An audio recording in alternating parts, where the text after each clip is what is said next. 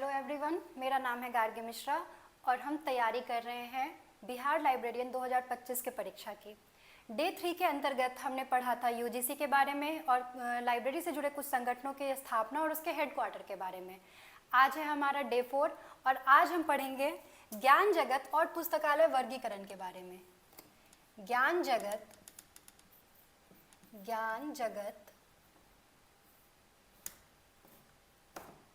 और पुस्तकालय वर्गीकरण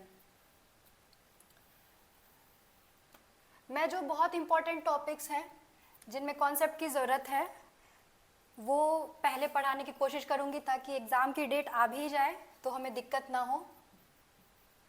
और बहुत सारे लोगों को कन्फ्यूज़न था कि किस तरह का एग्ज़ाम पैटर्न होगा, कौन सी कक्षा वाले लोग क्या क्वालिफ़िकेशन होने वाली है। तो अभी कुछ इसका विस्तृत जानकारी विभाग की तरफ से नहीं आ पाया है, लेकिन हाँ यह जरूर मेंशन किया गया है कि एक पात्रता परीक्षा ली जाएगी। जैसे बीपीएससी ने टीचर्स के लिए एक पात्रता परीक्षा ली थी, उसी तरह से लाइब्रेरियन के एग्ज़ाम के लिए भी एक पात्रता परीक्षा पहले ली जाएगी। उसे क्वालिफाई करने के बाद फिर आगे का प्रोसेस किया जाएगा। जैसे ही इसकी विस्तृत जानकारी मुझे मिलेगी मैं आप लोगों तक कन्वे कर दूंगी। ज्ञान जगत और पुस्तकालय वर्गीकरण मैं इंग्लिश में भी बताती जाती हूँ ताकि इंग्लिश मीडियम वाले बच्चों को भी कोई दिक्कत ना आए। Knowledge, universe of knowledge and library classification, इसे हम कहते हैं लाइब्रेरी क्लासिफिकेशन। क्लासिफिकेशन को जानने से पहले, पढ़ने से पहले हमें ये ज्ञान जगत क्या होता है इसे जानना बहुत ज़रूरी है। क्लासिफिकेशन की स्कीम्स को जानने से पहले अगर हम ज्ञान जगत के बारे में थोड़ा सा जान लें तो हमें आसानी हो जाएगी पुस्तकालय वर्गीकरण को समझने के लिए। तो ज्ञान जगत क्या है? ज्ञान क्या है? ज्ञान क्या है? ज्ञान मनुष्य के विचारों से बनता है। मनुष्य सदैव से विचारशील रहा है। मनुष्य का दिमाग कभी खाली नहीं रहता है, वह विचारों से घिरा हुआ रहता है। तो मनुष्य सदैव विचार रखता है, विचारशील होता है। और यह जंतु और मानव में यही फर्क है कि मनुष्य विचार कर सकता है। विचारशीलता मानव में होती है, विचारशीलता, और इस विचार से वो करता है रचना ज्ञान की।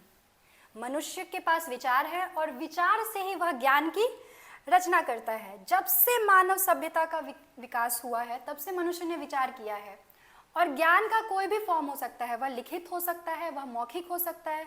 जब तक हमने लिखना नहीं जाना था तो हम मौखिक रूप से ज्ञान का आदान प्रदान करते थे, सांकेतिक रूप से ज्ञान का आदान प्रदान करते थे।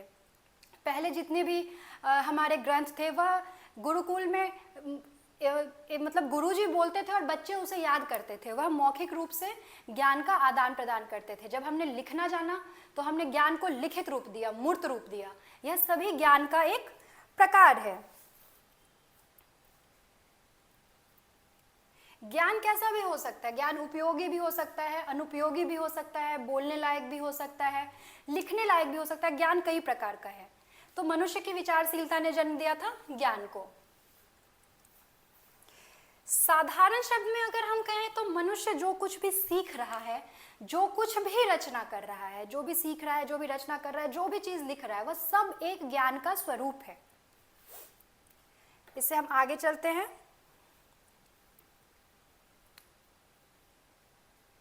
आज का जो डिजिटल स्वरूप भी है वह भी एक ज्ञान का स्वरूप है। ज्ञान सदैव से है, बस उसका फॉर्म चेंज होता गया है कि पहले वह मौखिक रूप में था, सांकेतिक रूप में था, फिर वह मौखिक रूप में आया, फिर लिखित रूप में आया और आज वह डिजिटल युग में है। ज्ञान हमेशा से चलता चला आ रहा है। जब से सृष्टि का जन्म हुआ है, मनुष्य का जन्म हुआ है, ज्ञान सदैव से चलता चला आ रहा है। इस ज्ञान जगत के अंदर हम पढ़ते हैं विषय जगत को। विषय जगत, ये ज्ञान जगत था और हम अब आगे देख रहे हैं विषय जगत। विषय जगत दिख रहा होगा, आशा कर रही हूँ आप लोगों को। मैंने मार्कर चेंज कर दिया है। विषय जगत, लोग एक गलती करते हैं कि वो ज्ञान जगत को और विषय जगत को हमेशा एक समझ लेते हैं। आप लोग सोचोगे कि मैं ज्ञान जगत और विषय जगत के बारे में इतना क्यों बता रही हूँ, क्योंकि पुस्तकालय वर्गीकरण का आधार ही विषय जगत है। अगर आप ज्ञान को नहीं समझेंगे, विषय जगत को नहीं समझेंगे, तो आप भले ही उसे रट लें पुस्तकालय वर्गीकरण को, लेकिन जब क्वेश्चन अचानक से पूछे जाएंगे जो आपने रटा नहीं है, फिर वह आप उसका आंसर नहीं कर पाएंगे। और जब आप इन विषयों को समझ लेते हैं तो आप कैपेबल होते हैं किसी भी तरह के घुमावदार क्वेश्चंस का आंसर करने में। तो विषय जगत और ज्ञान जगत को लोग एक समझ लेते हैं, लेकिन ज्ञान जगत और विषय जगत में कुछ मौलिक अंतर है। मनुष्य के जितने भी विचार हैं वो ज्ञान हैं। विचार से आया ज्ञान, विचार आया, उसके बाद आया ज्ञान। और ज्ञान को जब हम संगठित रूप देते हैं, ज्ञान जब संगठित होता है, मान लीजिए कि किसी को लाइब्रेरी साइंस का बहुत ज्ञान है, पहले मेरे मन में विचार आया कि चलो बहुत सारे विचार आए, उसमें से एक मुझे लाइब्रेरी साइंस का ज्ञान हुआ। मेरे पास लाइब्रेरी साइंस का भी ज्ञान है, इकोनॉमिक्स का भी ज्ञान है, मास कॉम का भी ज्ञान है, मैथ्स का भी ज्ञान है, बहुत सारे ज्ञान है मेरे पास। लेकिन जब मैंने लाइब्रेरी साइंस के इस कोर्स को संगठित किया कि मैं आपको पढ़ाऊं, मैंने उसके संगठन का काम किया, तो वह विषय फॉर्म हुआ। तो उसे हम कहते हैं विषय जगत। विषय, जब ज्ञान को संगठित कर दिया जाता है तो वह बनता है विषय। विषय जो है वो किसी खास ज्ञान का स्रोत होता है। विषय जो है वह किसी खास ज्ञान का स्रोत होता है। खास ज्ञान से आप क्या समझे? जैसे हम अभी लाइब्रेरी साइंस पढ़े, क्या एक खास तरह का ज्ञान है। खास तरह का ज्ञान है मतलब वह एक विषय है। तो ज्ञान जगत से हम बनाते हैं विषय जगत को। वर्तमान समय में असंख्य विषय हैं। विषय की कोई कमी नहीं है दुनिया में, बहुत सारे टॉपिक्स हैं, बहुत सारे सब्जेक्ट हैं, मतलब भरी पड़ी है दुनिया। और उसको अध्ययन करना, हर विषय जगत का अध्ययन करना अपने आप में एक बहुत जटिल समस्या है कि विषय जगत का, इतने सारे विषय का कैसे अध्ययन किया जाए, यह जटिल समस्या है लोगों के लिए। अब हम देखते हैं विषय जगत की क्या क्या विशेषता है। विषय जगत की विशेषता है, अब आदमी के दिमाग में विचार तो सदैव आएंगे, विचार के साथ साथ ज्ञान भी आएगा और नित्य नया ज्ञान आएगा। नित्य नया ज्ञान आने से क्या होगा कि नित्य नए सब्जेक्ट्स का फॉर्मेशन होगा, डेली नए नए सब्जेक्ट्स आएंगे। और इसी के हम कुछ विशेषताएं पढ़ते हैं कि विषय जगत की क्या विशेषताएं हैं। विषय जगत की विशेषताएं, तो सबसे पहला विषय जगत का जो विशेषता है वह है कि वह डायनेमिक होता है, गतिशीलता, गतिशील,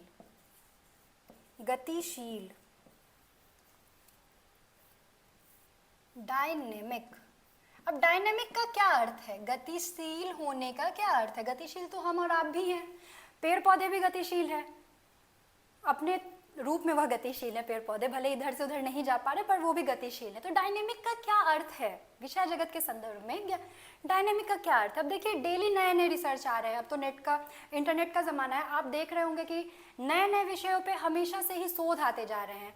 तो जैसे जैसे शोध आते रहे, मतलब ज्ञान हो रहा है, तो सब्जेक्ट का फॉर्मेशन हो रहा है, विषय जगत का नया नया फॉर्मेशन हो रहा है। इसे ही हम गतिशीलता बोलते हैं कि किसी भी चीज़ में निरंतरता, बढ़ने की स्थिति। अगर कोई चीज़ निरंतर, अगर आप ये क्लास भी डेली कर रहे हैं तो वह आप गतिशील हैं, क्योंकि आप में भी निरंतरता है। तो ये गतिशील है। ज्ञान जगत जो है वह सबसे पहला है गतिशील है। फिर बहुआयामी, मल्टी डायमेंशनल, बहुआयामी, मल्टी डायमेंशनल, मल्टी डायमेंशनल। अब बहुआयामी का क्या अर्थ होता है? जैसे एक वट वृक्ष होता है, आपने वट वृक्ष देखा होगा, एक वृक्ष होता है और इसकी बहुत सारी शाखाएं नीचे होती है लटकी हुई। सेम विषय जगत भी इसी तरह का है कि एक विषय जगत है और उसकी अनेकों शाखाएं हैं, यानी अनेकों आयाम है, बहुत सारे डायमेंशंस हैं। अगर आप मान लीजिए कि फिजिक्स की बात करते हैं तो फिजिक्स अपने आप में एक सब्जेक्ट है और इसी में क्वांटम फिजिक्स है। तो वो क्या है? उसकी शाखाएं हैं, मतलब उसका आयाम है एक। तो बहुआयामी, जैसे आप अर्थव्यवस्था की बात करते हैं, अर्थशास्त्र की, तो अर्थशास्त्र की बहुत, जैसे micro economics, macro economics, banking sector, Indian economics, Bihar की इकोनॉमी, ये सभी क्या है? तो ये सभी इसके डायमेंशंस हैं, बहुआयामी होता है। तो विषय जगत की एक यह भी व्यवस्था है, यह भी विशेषता है कि वह बहुआयामी होता है। अंतहीन विषय, अंतहीन विषय। Exponential growth,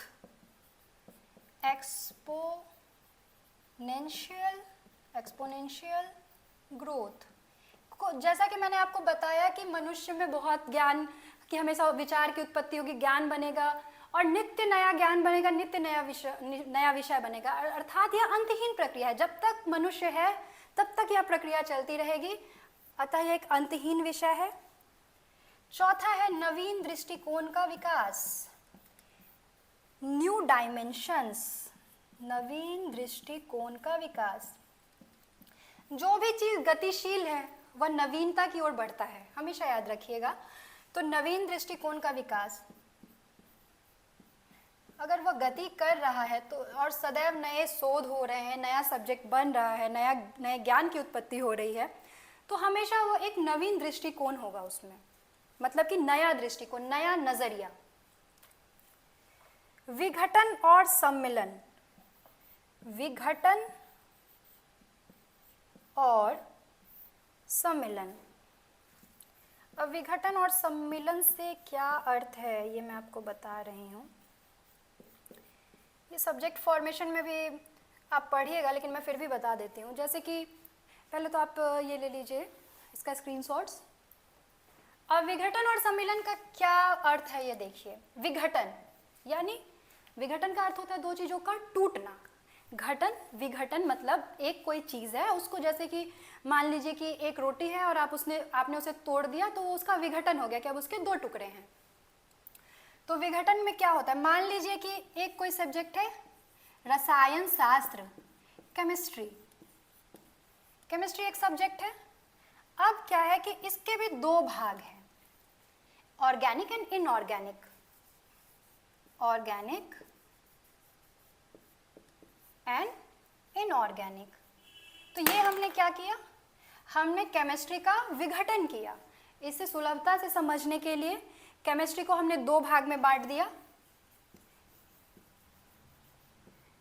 organic chemistry and inorganic chemistry. Organic चलो जिसमें कार्बन है वो ऑर्गेनिक हो जाएगा, जिसमें हमें कार्बन के बारे में पढ़ना है, और नहीं पढ़ना है तो वो इनऑर्गेनिक हो जाएगा। तो ये हमने यहाँ पे केमिस्ट्री का किया है विघटन। सेम इसी तरह से मैं हटा देती हूँ इसे, आप एक स्क्रीनशॉट्स ले लीजिए।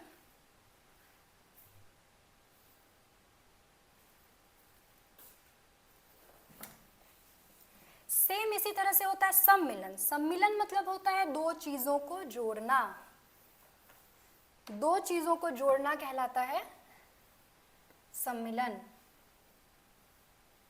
अब जैसे आपने आटे की गोली काटी, अब आपको लग रहा है कि अरे ये तो छोटा आटा कट गया, आपने थोड़ा सा और लिया और उसमें मिला दिया और उसे एक बड़ा फॉर्म कर दिया, तो उसे हम कहते हैं सम्मिलन। किसी चीज को आपने ग्लू से चिपका दिया दो चीजों को, तो वो क्या है, सम्मिलन, यानी कि आपने उन्हें एक साथ कर दिया, जिसको हम इंग्लिश में बोलते हैं fission and fusion. Fission FISSION and fusion FUSION, fusion. तो मान लीजिए कि दो सब्जेक्ट हैं, बायोलॉजी, जीव विज्ञान, और एक है केमिस्ट्री, रसायन विज्ञान। ठीक है, अब हमने इन दोनों की बायोलॉजी और केमिस्ट्री साथ मिलके, प्रत्येक विषय का असर जो है ना दूसरे विषय पर होता है। अब जैसे आप पुस्तकालय विज्ञान ही पढ़ रहे हैं, इसका समाज पे भी असर होता है, यानी कि ये सामाजिक विज्ञान के साथ भी हम इसे जोड़कर देख सकते हैं। तो इसी तरह से कोई सब्जेक्ट जो है ना वो बिल्कुल ही अछूता नहीं है किसी की, वो अपने आप में एक सब्जेक्ट है, हर चीज़ एक दूसरे से जुड़ी हुई रहती है। तो जब ये बायोलॉजी और केमिस्ट्री मिलते हैं, हमारा जो मानव शरीर है वो बायोलॉजी है, और हमारे अंदर जो रासायनिक क्रियाएं हो रही है जो हम तो वो क्या है, वो केमिस्ट्री है। तो हम जब इन दोनों को मिला के देखते हैं तो वो बन जाता है बायोकेमिस्ट्री, बायोकेमिस्ट्री। तो इस तरह से आप समझ सकते हैं कि आपसे एक क्वेश्चन पूछा जा सकता है कि कौन सा फ्यूजन का उदाहरण है, कौन सा फीजन का उदाहरण है, विघटन का कौन सा उदाहरण है, सम्मिलन का कौन सा उदाहरण है ज्ञान जगत में। तो आप आंसर कर सकते हैं कि बायोलॉजी और केमिस्ट्री मिलके बायोकेमिस्ट्री बन गया। चलो ये क्या है, तो फ्यूजन है, ये दो सब्जेक्ट को हमने मिला दिया है। अब विषय के प्रकार, सब्जेक्ट का क्या विशेषता था वो हमने पढ़ लिया। अब हम पढ़ेंगे कि सब्जेक्ट का विषय के प्रकार क्या है, टाइप्स ऑफ सब्जेक्ट क्या है। टाइप्स ऑफ सब्जेक्ट, विषय के प्रकार।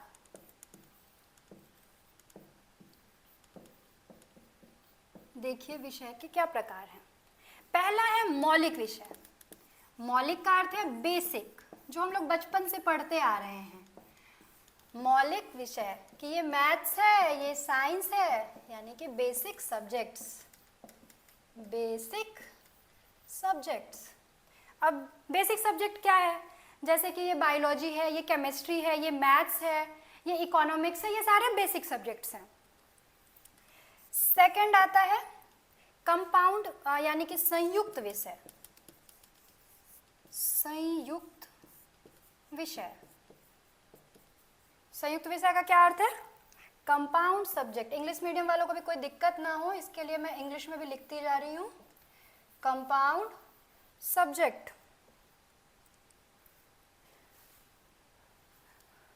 कंपाउंड सब्जेक्ट के अंतर्गत आता है basic subject plus isolate idea, plus isolate idea.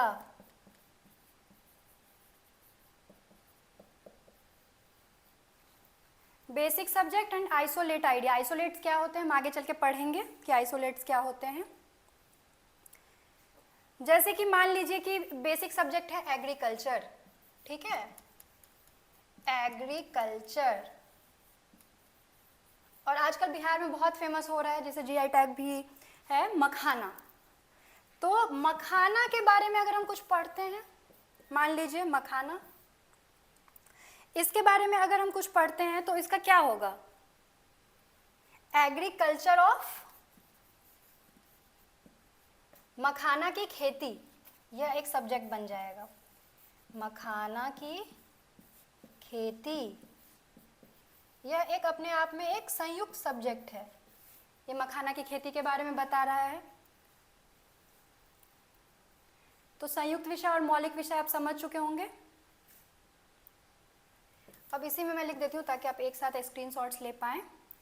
जटिल विषय, कंपाउंड सब्जेक्ट, जटिल विषय, कंपाउंड नहीं सॉरी, कंपाउंड संयुक्त को बोलते हैं कॉम्प्लेक्स। कॉम्प्लेक्स जैसे कि जियोपॉलिटिक्स। जियोपॉलिटिक्स, अब ये क्या है, ये कुछ नहीं है, ज्योग्राफी और पॉलिटिकल साइंस को हमने मिला दिया।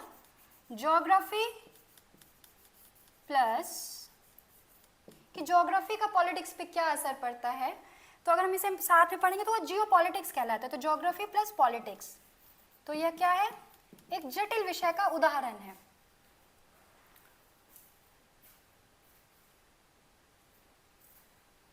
आप इस स्क्रीनशॉट्स ले लीजिए, हटा रही हूं मैं इसे। तो हमने यहाँ पे अभी पढ़ा विषय के प्रकार। विषय के प्रकार कौन कौन से थे, मौलिक, संयुक्त और जटिल। मौलिक विषय था वही फिजिक्स, केमिस्ट्री, बायोलॉजी। जटिल विषय था agriculture of wheat, agriculture of rice आदि। जब हम किसी भी मेन सब्जेक्ट में एक आइसोलेट को ऐड कर देते हैं और जब दो मेन सब्जेक्ट को बना के एक सब्जेक्ट कॉम्प्लेक्स सब्जेक्ट तो वो बनता है कॉम्प्लेक्स सब्जेक्ट, जैसे बायोकेमिस्ट्री, जियोपॉलिटिक्स आदि। अब हम देखेंगे कि हम कैसे फॉर्म करते हैं विषय जगत को, यूनिवर्स ऑफ सब्जेक्ट को, यूएस लिखती हूँ मैं, यूनिवर्स ऑफ सब्जेक्ट, विषय जगत की संरचना कैसे होती है। बहुत सिंपल है ये, जब तक नहीं पढ़िएगा भारी लगेगा, पढ़ने के बाद बहुत सिंपल लगेगा। विषय जगत की बस थोड़ा सा ध्यान देने की जरूरत है कि संरचना कई तरह से मुख्य हम इसको 3 भाग में बांट सकते हैं। विषय जगत की संरचना को मुख्यतः हम 3 भाग में बांट सकते हैं। द्विविभाजन, नाम से ही स्पष्ट है, द्विविभाजन। 10 विभाजन मतलब 10 बार विभाजित करना, 10 बार विभाजन। और बहुविभाजन। बहुविभाजन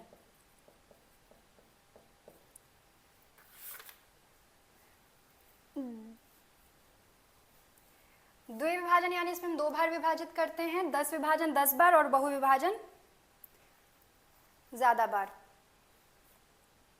इस तरह की संरचना में क्या होता है कि कोई विषय लेते हैं, पहले हम उसे 2 बार विभाजित करते हैं, फिर उस 2 पार्ट को फिर से 2 पार्ट में विभाजित करते हैं। आपको 9th में याद होगा, हम लोग एनिमल किंगडम वगैरह पढ़ते थे, तो उसमें हम यही करते थे, एक लिया उसे 2 भाग में विभाजित किया, फिर उस 2 को 2 भाग में विभाजित किया, उसे हम कहते हैं द्विविभाजन।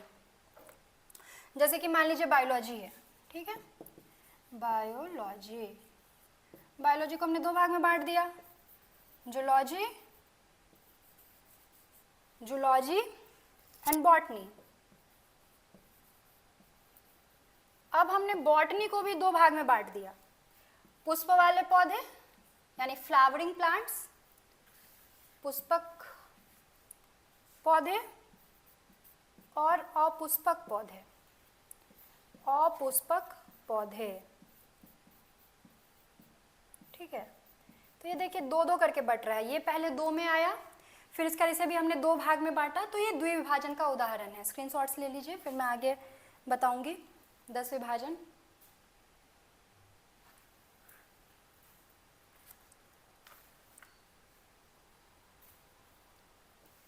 इसमें क्या होता है 10 विभाजन में कि पहले 10 भाग में, फिर 10 भाग में, और ये आप पढ़ते हैं डीडीसी के अंतर्गत। डीडीसी आपने पढ़ा होगा बिलिस में, ड्यूई डेसिमल क्लासिफिकेशन। यह एक क्लासिफिकेशन का एक टाइप है डीडीसी, ड्यूई डेसिमल क्लासिफिकेशन। उसमें क्या करते हैं कि पहले हम उसे 100 तक बांटते हैं, 100, 200, 300। अब इसमें भी हम इसको फिर 10 पार्ट में बांटते हैं, भाई 100 वाले पार्ट को भी हम 10 पार्ट में बांटेंगे, ठीक है। तो वो 10 विभाजन में आता है। और बहुविभाजन में बहुत सारे, ये डीडीसी है इसका उदाहरण, एग्जाम्पल डीडीसी। और बहुविभाजन में बहुत सारे पार्ट में बांट देते हैं, जो हम लोग का कोलन क्लासिफिकेशन है, सीसी। कोलन क्लासिफिकेशन की अगर आपने किताब देखी होगी तो उसमें बहुत सारे भागों में विभाजित होता है, तो वह बहुविभाजन के अंतर्गत आता है। मेनली हमें विषय जगत में हमारे सिलेबस में तो बहुत सारा है, बट मेनली जो इंडिया में यूज होता है वो डीडीसी और सीसी ही है। सीसी 10 विभाजन वाले टेक्निक से है और बहुविभाजन वाले टेक्निक से सीसी है, ठीक है। अब हम जानेंगे पुस्तकालय वर्गीकरण, लाइब्रेरी क्लासिफिकेशन। पुस्तकालय वर्गीकरण, लाइब्रेरी क्लासिफिकेशन, क्लासिफिकेशन। अब लाइब्रेरी क्लासिफिकेशन क्या है? क्लासिफिकेशन क्या है, ये हम अपने आम जिंदगी में भी अपनाते हैं, लेकिन हमें पता नहीं चलता है। मान लीजिए कि आपका किचन है, उसमें मसाले हैं, दाल है, चावल है, तो आलू है, प्याज है, तो हम मसाले के डब्बों को एक जगह रखते हैं, दाल को एक जगह, सभी प्रकार की दालों को, चावल को हम एक जगह, आलू प्याज को एक जगह, सब्जियों को एक जगह। तो यह भी एक क्लासिफिकेशन का प्रकार है। जैसे हम अपने घर की वस्तुओं को अलग अलग प्रकार से रख रहे हैं कि चलो शर्ट को एक तरफ रखते हैं, पैंट्स को एक तरफ रखते हैं, सॉक्स को एक तरफ रखते हैं, तो हम क्या कर रहे हैं, उसे वर्गीकृत कर रहे हैं ताकि हमें ढूंढने में आसानी हो। सेम चीज़ पुस्तकालय में भी हम सेम चीज़ करते हैं कि हम पुस्तकालय वर्गीकरण में यही काम करते हैं कि हम पुस्तकों को इस प्रकार से रखते हैं कि अगर कोई आए मांगने के लिए तो हमें ढूंढने में आसानी हो। हमें पता है कि इसका वर्गीकरण नंबर क्या है, हम जाते हैं और वो पुस्तक लेके आ जाते हैं। तो लाइब्रेरी क्लासिफिकेशन इसी चीज़ में हमारी सहायता करता है। इसकी उत्पत्ति जो है वो क्लासिस, लैटिन शब्द के क्लासिस से हुई है, लैटिन शब्द है ये, जिसका संपत्ति और महत्व के आधार पर, प्राचीन रोम में संपत्ति और महत्व के आधार पर पृथकीकरण करने के लिए उसी से क्लास शब्द आया है कि ये इस क्लास। तो ये क्लासेस शब्द से आया है। प्राचीन रोम में इसका यूज़ किया जाता था कि आपके पास इतनी संपत्ति है, उस आधार पर पृथक्करण करने का कार्य किया जाता है, वहीं से ये क्लासिफिकेशन शब्द आया है। और रंगनाथन जी के अनुसार लाइब्रेरी क्लासिफिकेशन क्या है? पुस्तक के विशिष्ट विषय के नाम को पुस्तक के विशिष्ट विषय के नाम को विशिष्ट विषय के नाम को एक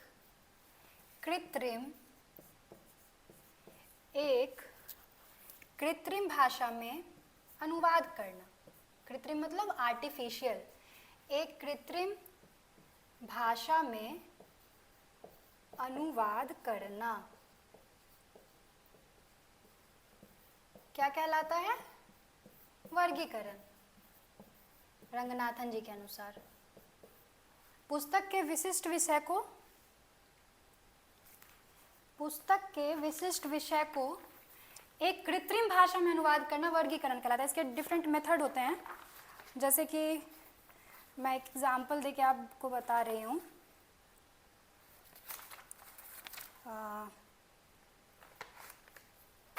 मान लीजिए ये है anatomy of heart. Anatomy of heart ये एक किसी पुस्तक का नाम है। अब हम इसे डीडीसी के अनुसार जो इसका कृत्रिम नंबर देते हैं वो होगा 611.12। इसे 12 नहीं पढ़ना है, इसे 12 पढ़ना है। 611.12। ये हमने क्या किया है? किसी कृत्रिम भाषा दे दी। ये कैसे दिया जाता है ये मैं इसे आपको संक्षेप में बताऊंगी, क्योंकि ये बहुत बड़ा विषय है। इसमें आपको 3 बुक्स चाहिए डीडीसी की, फिर बता पाऊंगी, लेकिन जिससे आप समझ जाएं उतना मैं आपको बता दूंगी डीडीसी में। तो एनाटॉमी ऑफ हार्ट एक पूरा हमारा मेन एक सब्जेक्ट था, एक बुक था, जिसको हमने कृत्रिम भाषा दिया 611.12। तो ये हमने कृत्रिम भाषा में इसका अनुवाद कर दिया। आगे चलते हैं। देखिए, ज्ञान वर्गीकरण और पुस्तकालय वर्गीकरण में क्या अंतर है? ज्ञान वर्गीकरण के अंतर्गत ही आता है पुस्तकालय वर्गीकरण, यानी कि अगर ज्ञान वर्गीकरण एक सेट है तो पुस्तकालय वर्गीकरण उसका सबसेट है। यानी कि मान लीजिए कि ये है ज्ञान वर्गीकरण, ये पूरा का पूरा, तो इसके अंतर्गत एक छोटा सा भाग है पुस्तकालय वर्गीकरण। इसी का एक ये उपभाग है, एक सेट का ये सबसेट है पुस्तकालय वर्गीकरण। अब इसके तत्व क्या क्या हैं? वर्गीकरण के तत्व क्या क्या हैं? थोड़ा हम इसके बारे में जानकारी ले लें। वर्गीकरण के तत्व, एक तो चीज आप समझ गए कि वर्गीकरण क्या है? एक आर्टिफिशियल लैंग्वेज है लाइब्रेरी साइंस में। वर्गीकरण के तत्व, पहला है अंकन, नोटेशन। अभी जो मैंने आपको उस बुक का नोटेशन ही डाला था, अंकन, नोटेशन। नोटेशन का क्या कर है? कोई खास तरह का अंक या चिन्ह जिसका प्रयोग किसी खास चीज के लिए होता है उसको अंकन बोलते हैं। इसमें आता है प्योर नोटेशन, और एक आता है मिक्स्ड नोटेशन। अब ये प्योर क्या है और मिक्स्ड क्या है ये मैं आपको बता रही हूँ कि प्योर नोटेशन हम किसे बोलेंगे और मिक्स्ड नोटेशन किसे बोलेंगे। देखिए, प्योर नोटेशन जो हुआ वो डीडी, ये याद रखिएगा, प्योर नोटेशन डीडीसी में यूज होता है। यानी कि एक ही तरह का, अगर हम रोमन अक्षर, पहले तो नोटेशन देखिए कि कौन कैसे कैसे कर सकते हैं। जैसे ए से लेके जेड तक, ये एक नोटेशन का भाग है अल्फाबेटिकल। स्मॉल ए से लेके स्मॉल जेड तक, स्मॉल ए से लेके स्मॉल जेड तक, ये भी नोटेशन का पार्ट है। 0 से 9, ये भी ग्रीक के लेटर्स जैसे डेल्टा वगैरह, ये भी एक नोटेशन का भाग है। अब प्योर नोटेशन और मिक्स नोटेशन क्या होता है? प्योर नोटेशन का यूज होता है डीडीसी में, ये प्योर नोटेशन है। इसमें अल्फा 0 से लेके 9 तक यूज किया जाता है और पॉइंट का यूज किया जाता है इसमें। और मिक्स नोटेशन जिसमें हम A to Z भी कर रहे हैं, 0 to 9 भी कर रहे हैं, A to Z भी कर रहे हैं, ग्रीक लेटर्स का भी यूज कर रहे हैं, तो ये हमारा मिक्स नोटेशन में आता है। और ये किस में यूज होता है? CC, कोलन क्लासिफिकेशन में मिक्स नोटेशन का यूज होता है। जैसे कि मान लीजिए हम 427.95 5-4 इंडियन इंग्लिश डायलेक्ट कोई किताब है, इंडियन इंग्लिश डायलेक्ट कोई किताब है मान लीजिए, जिसका हमने डीडीसी में वर्गीकरण 427.954 किया। तो ये क्या है, देखिए ये प्योर नोटेशन है, यह एक प्योर नोटेशन है। ये मैंने ग्रेजुएशन में जो पढ़ा था उससे मैं थोड़ा सीसी का देख लूँ।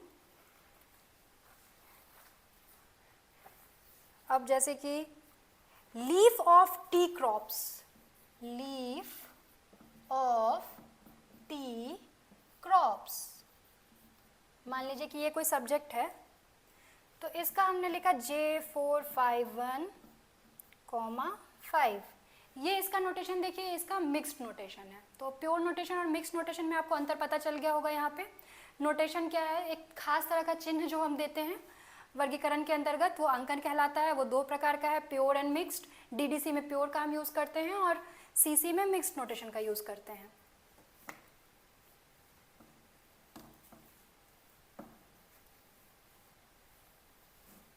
अंकन तक आप लोगों को समझ आ गया होगा कि अंकन क्या है, शुद्ध अंकन क्या है और मिक्स नोटेशन क्या है। उसके बाद होता है स्वरूप विभाजन, फॉर्म डिवीजन, स्वरूप विभाजन। अब स्वरूप विभाजन क्या है, फॉर्म डिवीजन। फॉर्म डिवीजन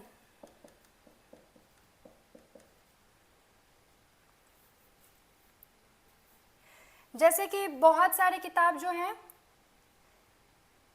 वह बहुत अलग अलग प्रकार से प्रकाशित होते हैं। जैसे कोई पाठ्य पुस्तक के रूप में है, पाठ्य पुस्तक के रूप में, कोई सीडी रोम के रूप में है, कोई डिजिटल बुक है। तो ये क्या है, ये इनका स्वरूप है और इसी को जो हम बांटते हैं वो कहलाता है स्वरूप विभाजन। जैसे कि डीडीसी की जो किताब है पहले पाठ्य पुस्तक नहीं, पुस्तक के रूप में आती थी लिखित फॉर्म में, फिर बाद में वो सीडी रोम के रूप में आ गई। तो वो क्या था, वह उसका स्वरूप था। तो ये हो गया स्वरूप विभाजन। स्वरूप विभाजन के बाद आता है सामान्य वर्ग। सामान्य वर्ग, सामान्य वर्ग क्या होता है ये देखिए आप, इसे हम बोलते हैं जेनरेलिया।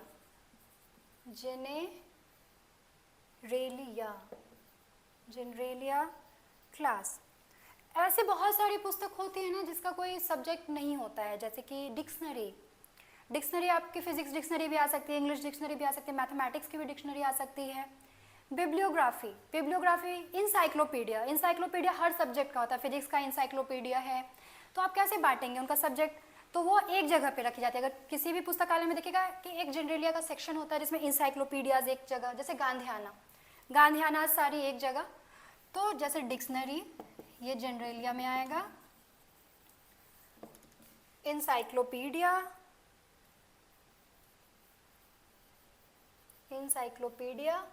ये सारे सामान्य वर्ग में आएंगे। जर्नल्स, जितने भी जर्नल्स आ रहे हैं, ठीक है, ये सारे सामान्य वर्ग जेनरेलिया क्लास में आएंगे।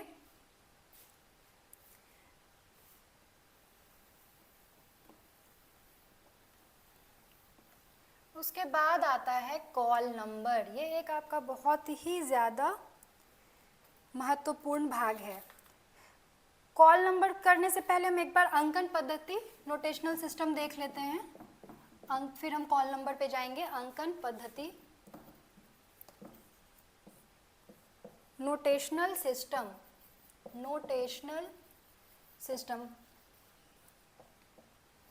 प्योर नोटेशन, शुद्ध अंकन। प्योर नोटेशन लिखते जाइएगा साथ में, प्योर नोटेशन शुद्ध अंकन, शुद्ध अंकन। अब शुद्ध अंकन क्या है, इसमें देखिए जैसे 0 से 9 तक यूज किया, जैसे मैंने बताया था 0 से 9 तक सिर्फ यूज कर रहे हैं, उसके साथ हम ABCD नहीं कर रहे हैं। या फिर कोई हो सकता है जिसमें हम सिर्फ A से लेके Z तक यूज कर रहे हैं, लेकिन क्या कर रहे हैं कि इसमें सिर्फ हम एक ही तरह का चिन्ह, अगर हम 0 से 9 यूज कर रहे हैं तो सिर्फ एक ही तरह का चिन्ह यूज कर रहे हैं। और शुद्ध अंकन में क्या था, DDC जो मैंने आपको पहले भी बताया था, जो 0 से 9 यूज कर रहा था, शुद्ध अंकन के अंतर्गत। और दूसरा था मिश्रित अंकन, वो भी आपने देख लिया था कि जो सीसी यूज कर रहा था। अब अंकन जो है ना, अंकन पर ही क्या है, ये वर्गीकरण टिका हुआ है। कृत्रिम जो हम अंकन देते हैं उसी पे वर्गीकरण टिका हुआ है। तो अब इसके भी ना कुछ विशेषताएं आप बोल सकते हैं कि होनी चाहिए, जिसमें सबसे पहला है सरलता। सरलता का क्या अर्थ है, वो सरल होना चाहिए, इजी, बहुत ज़्यादा टफ नहीं होना चाहिए, क्योंकि करना हमें ही है इस चीज़ को, तो ये सरल होना चाहिए कि जितना हम आसानी से इसे कर सके अंकन को। क्रम निर्धारित करने वाला, ये बहुत इंपॉर्टेंट चीज़ है, क्रम निर्धारित करने वाला अंकन कैसा होना चाहिए, क्रम निर्धारित करने वाला। क्रम निर्धारित करने वाला का क्या है, सापेक्षिक, कि क्रम का क्या अर्थ है, हम पुस्तकालय में क्रम के अनुसार ही पुस्तक को सजाते हैं, किसी भी पुस्तक को, तभी वो हमें आसानी से मिल जाती है। तो अंकन ऐसा होना चाहिए जो पुस्तक का क्रम निर्धारित कर सके। तीसरा है संक्षिप्त, छोटा होना चाहिए। अंकन हमेशा बहुत बड़ा नहीं होना चाहिए, छोटा होना चाहिए, कृत्रिम फॉर्म में होना चाहिए, क्योंकि ऑलरेडी पुस्तक का नाम तो बहुत बड़ा है और हम उसको क्या कर रहे हैं, एक आर्टिफिशियल नंबर दे रहे हैं, जो कि संक्षिप्त होना चाहिए। संक्षिप्त के बाद होता है स्मरणशीलता, उसके बाद है स्मरणशीलता। स्मरणशीलता का क्या अर्थ है, स्मरणशीलता का अर्थ है कि अच्छा, मतलब याद होने वाला, जैसे कि ओल्ड लिटरेचर का है, ये हमें याद होना चाहिए, कि स्मरणशीलता होनी चाहिए ताकि हम निकाल के दे सके किताबों को। उसके बाद है ग्राह्यशीलता। ग्राह्यशीलता का अर्थ है सब कुछ को समाहित करने वाला, यानी कि नोटेशन ऐसा होना चाहिए, ऐसा नहीं है कि अब हमने नोटेशन बना दिया अब ये फिक्स हो गया कि अभी तक जितनी भी सब्जेक्ट्स हैं उसके लिए तो नोटेशन है, लेकिन आने वाली सब्जेक्ट के लिए ये नोटेशन नहीं है, ये नहीं होना चाहिए।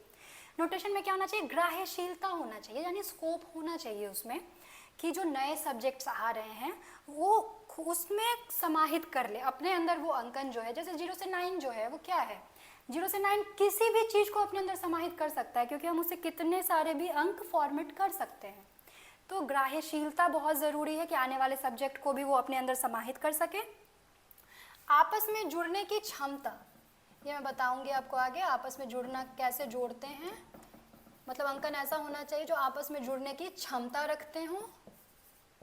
और सबसे अंत में है सापेक्षिकता। सापेक्षिकता यानी रिलेटिविटी, सापेक्षिक होना चाहिए एक पुस्तक के सापेक्ष दूसरा। ये आप स्क्रीनशॉट्स ले लीजिए, ये अंकन पद्धति के सारे गुण कह सकते हैं, ये हैं। अब हम आते हैं कॉल नंबर।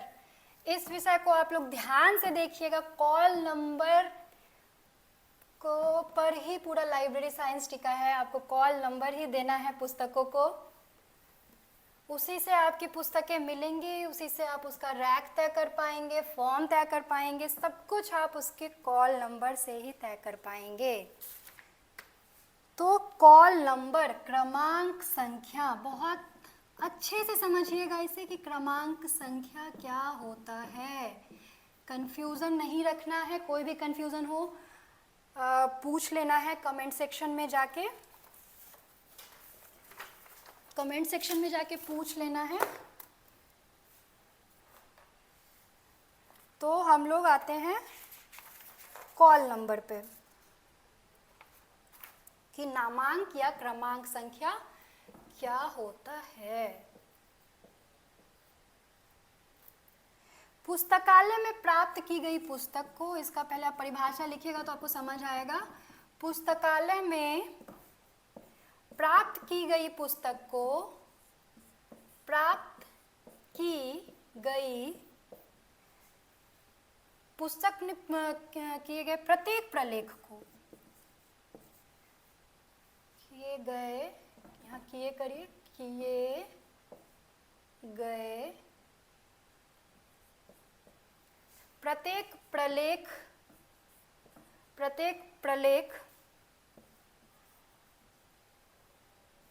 को एक निश्चित स्थान प्रदान करने के लिए, एक निश्चित स्थान प्रदान करने के लिए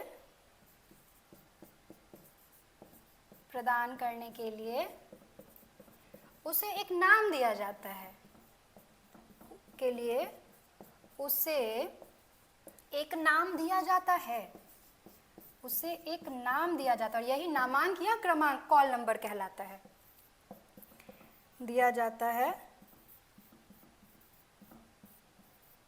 यही कॉल नंबर कहलाता है, यही कॉल नंबर यानी कॉलिंग, कॉल नंबर कहलाता है। ये याद रखिएगा कि बहुत सारी पुस्तकें हैं, बहुत सारी, एक ही तरह की 4 पुस्तकें हैं और भी विभिन्न तरह की पुस्तकें हैं, लेकिन हर पुस्तकालय में प्राप्त किए गए प्रत्येक प्रलेख को एक निश्चित स्थान प्रदान करने के लिए, कि उसका एक निश्चित स्थान होगा। जैसे कैसे मेरा नाम गार्गी है, सबका अपना अपना एक नाम होता है, तो उसी तरह से हर पुस्तक को एक निश्चित स्थान मिले कि चलो वो R6 के 4th नंबर पे वो बुक है, तो एक निश्चित स्थान प्रदान किया जाता है और उसके लिए उसको एक नाम दिया जाता है, मतलब उसको एक व्यक्तिक आइडेंटिटी दी जाती है उस किताब को, जिससे हम कहते हैं कॉल नंबर। इसका आप स्क्रीनशॉट्स ले लीजिए।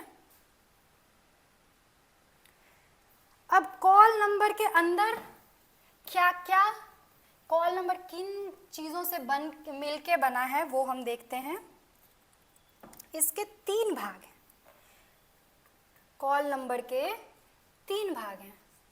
कॉल नंबर बना है वर्गांक, मैं सब बताऊंगी एक एक करके कि क्या होते हैं, आप पहले लिखिए। ग्रंथांक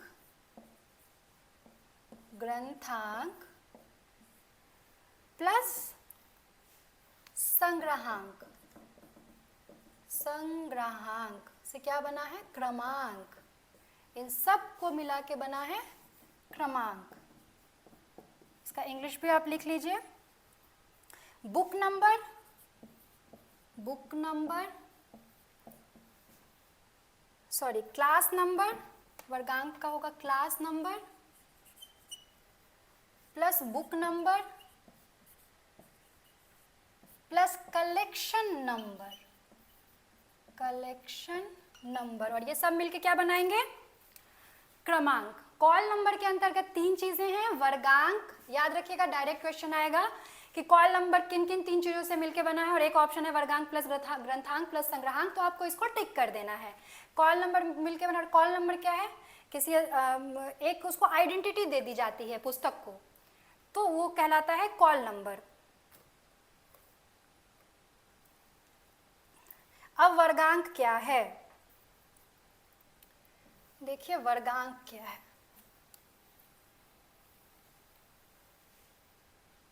किसी भी वर्गीकरण पद्धति में वर्गांक,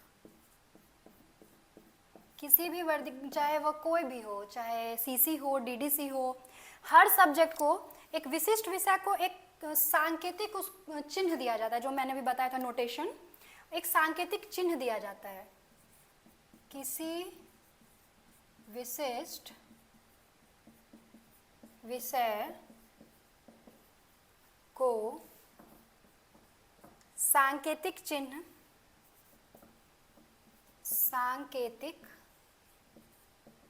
चिन्ह दिया जाता है,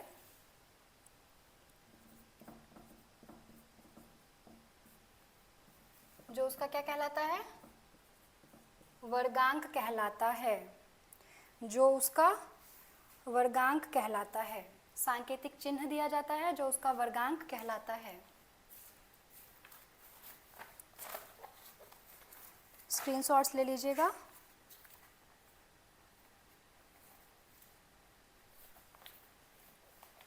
अब जैसे सीसी के अंतर्गत दो लाइब्रेरी साइंस का वर्गांक है, 2, ठीक है। यूनिवर्स ऑफ नॉलेज का 1 है, याद रखिएगा।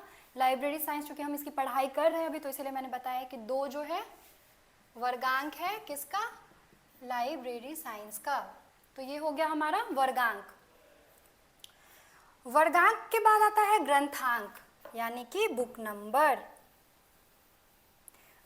नंबर क्या होता है कि अब वर्गांक तो सबका सेम होगा। अगर मान लीजिए लाइब्रेरी साइंस पे जितनी भी किताबें आई हैं तो वर्ग तो सबका 2 ही होगा, तो अब हम कैसे विशेष समझेंगे कि अच्छा ये फलानी पुस्तक को हम कैसे व्यक्ति को ये प्रदान करेंगे कि नहीं यही वो पुस्तक है, कैसे हम प्रदान करेंगे, उसको हम कैसे नाम देंगे? तो उसके लिए आता है ग्रंथांक, बुक नंबर। बुक नंबर, और बुक नंबर कैसे दिया जाता है? वर्गांक के बाद इसे लगाया जाता है ताकि, तो इसे दिया जाता है उसके लेखक के नाम पे कि मान लीजिए रंगनाथन की कोई किताब है, 2 नंबर में रंगनाथन की कोई किताब है, तो रंगनाथन, देखिएगा रंगनाथन, तो क्या किया जाएगा, इनका RAN इनके नाम से लेके उस वर्गांक के बाद जोड़ दिया जाएगा, ठीक है? तो वो कहलाता है ग्रंथांक। तो ग्रंथांक के लिए हम क्या क्या यूज कर सकते हैं? लेखक यूज कर सकते हैं, उसका रूप, भाषा, प्रकाशन वर्ष कि किस लैंग्वेज की पुस्तक है, हम उसमें वो लगा देते कि अच्छा ये हिंदी की है, तो भाषा, प्रकाशन वर्ष कि अच्छा 1933 में ये हुई प्रकाशित मान लीजिए, तो प्रकाशन वर्ष, खंड आदि, खंड की कौन सी वॉल्यूम है, इससे हम उसको ग्रंथांक प्रदान करते हैं। लेखक के नाम से, उसके रूप से, भाषा से, प्रकाशन वर्ष से, खंड से, उससे हम क्या करते हैं, उसको ग्रंथांक प्रदान करते हैं। और ग्रंथांक के बाद आता है संग्रहांक, कलेक्शन नंबर। कलेक्शन नंबर, संग्रहांक। अब इसमें क्या होता है, अब क्या है कि कुछ पुस्तक जो है वो पुस्तक के रूप में है, कुछ डिजिटल बुक है, कुछ CD रोम है, कुछ डिजिटल बुक, कुछ माइक्रोफिल्म्स, कुछ CD रोम, ठीक है? इस तरह से कुछ माइक्रो कार्ड के रूप में है, कुछ ऑडियो बुक हैं, कुछ ऑडियो बुक्स हैं। तो ये सब क्या है, उसका संग्रह है, इसका कलेक्शन है। तो हम इस रूप में भी जब इसे भी हम जोड़ते हैं तो ये लास्ट में टोटल मिलके संग्रहांक को भी, तो ये सारा मिलके हमारा बन जाता है कॉल नंबर। तो अब कॉल नंबर समझने में आपको कोई दिक्कत नहीं होगी कि कॉल नंबर क्या है, ठीक है? अब हम लोग कुछ ग्रंथांक के उपसूत्र देख लेते हैं, cannons of book number. Cannons of book number क्या क्या है? लेखक के कुल नाम के आधार पर, बहुत सारा है, सेयर्स ने सरनेम ऑफ ऑथर, लेखक के कुल नाम के आधार पर, surname of author, surname of author. अब देखिए जैसे कि मेरा नाम गार्गी मिश्रा है और मैं कोई बुक लिखती हूँ, ठीक है? तो बुक नंबर के लिए क्या यूज किया जाएगा? सरनेम, कुल नाम का पहला 3 अक्षर MIS, ये जो भी बुक हो उसके साथ MIS जोड़ दिया जाएगा, ये सरनेम ऑफ ऑथर, ठीक है? लेखक के कुल नाम के आधार पर इसे जोड़ा जाता है, ठीक है? और इस विधि को सरनेम ऑफ ऑथर किसने दिया था? सेयर्स, याद रखिएगा, सेयर्स द्वारा सरनेम ऑफ ऑथर को जोड़ा गया था। अब है CC, book number in CC, ये थोड़ा सा याद रखना है आपको। बुक नंबर इन CC कैसे दिया जाता है, इसका एक बहुत सिंपल सा फॉर्मूला है, याद रखिएगा। मैं पहले लिख देती हूँ फिर बताऊंगी। L, ऐसे जैसे ये लिखा हुआ है वैसे ही लिखिएगा, FY LFY A dot V dash S dash S semicolon C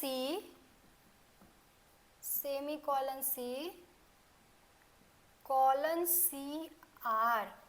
L note कर लीजिए, LFYA VSCCR,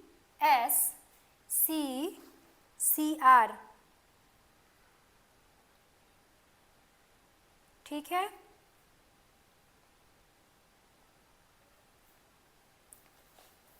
इस उपसूत्र के अनुसार ऐसी व्यवस्था हो, मतलब इस तरह से व्यवस्था करना चाहिए कि उसको एक व्यक्तिक नंबर प्रदान किया जा सके किसी भी बुक को। उसके लिए हम ये यूज करते हैं, यहाँ पे L क्या है, L है भाषा अंक यानी कि लैंग्वेज, भाषा अंक, लैंग्वेज,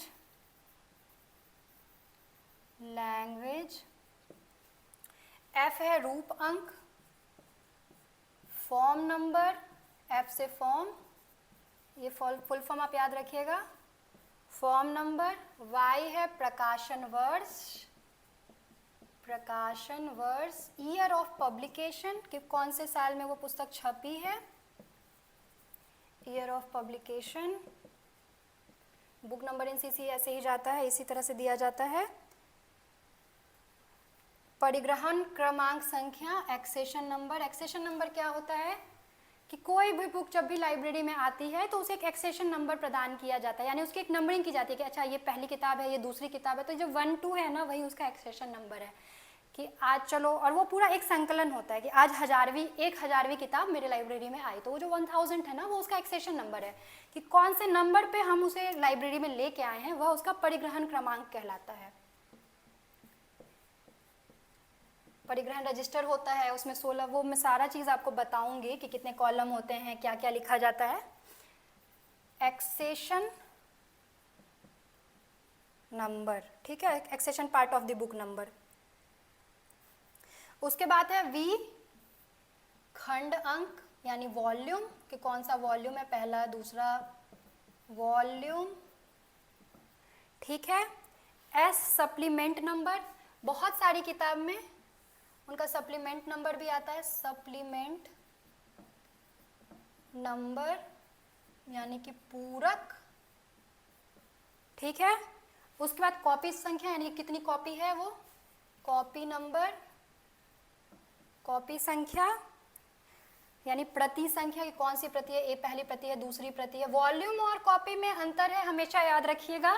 वॉल्यूम जो है, एक मान लीजिए कि DDC 3 खंड में आ रही है, ठीक है, तो 1 2 3, लेकिन वही DDC अगर मेरे लाइब्रेरी में 4 है तो उसकी 4 कॉपी है, ठीक है। इसमें कोई कंफ्यूजन नहीं होना चाहिए, ठीक है। जैसे फिजिक्स जो है 11th की पार्ट 1 है और 12th की पार्ट 2 है SC वर्मा की, तो वो क्या है, पार्ट 1 और पार्ट 2 उसका वॉल्यूम है।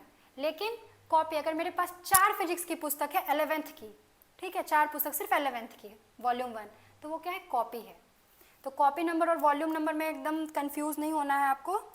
और समीक्षा, क्रिटिसिज्म, समीक्षा क्या होता है ना कि अब कोई किताब आई और उस पर ना समीक्षा करते हैं, समीक्षा, क्रिटिसिज्म हमेशा नेगेटिव ही नहीं समझिएगा, उसके बारे में लिखा जाता है।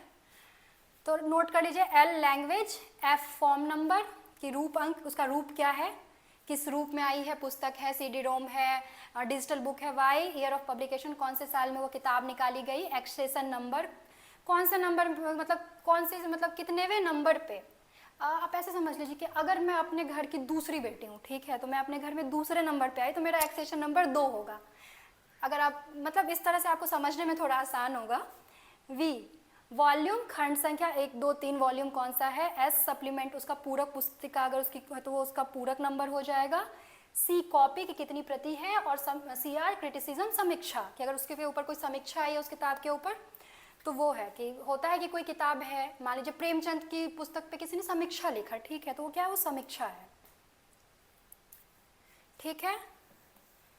आशा करती हूँ कि आप लोगों को आज की कक्षा अच्छे से समझ आई होगी। कल से हम शुरू करेंगे DDC CC वर्गीकरण के और जो भी फॉर्म है, Dewey decimal classification, colon classification. तो आज के लिए पहले आप ये बेसिक कॉन्सेप्ट को अच्छे से रिवाइज कर लीजिए, तब आपको CC और DDC समझने में बिल्कुल भी दिक्कत नहीं होगी। और हमारे साथ जुड़े रहने के लिए धन्यवाद।